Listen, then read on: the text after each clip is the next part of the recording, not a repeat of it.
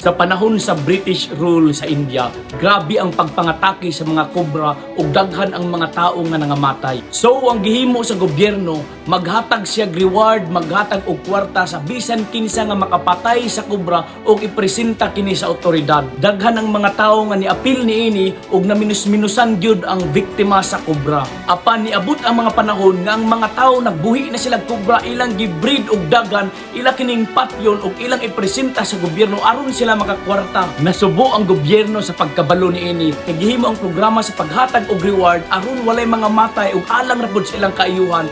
Gipangwartahan na noon sila. So giundang sa gobyerno ang paghatag og reward. Sa panahon nga nahimong useless na ang mga kobra nga gipang-breed sa mga tao, ila na lang kining gibuhian. Og didto mas ni grabe na gyud ang biktima sa venomous nga kobra. Ang Ginoo nagsugo usab kanato nga patyo nato ang mga kinaiyahan nga dili maayo og ipresenta nato ngadto kaniya.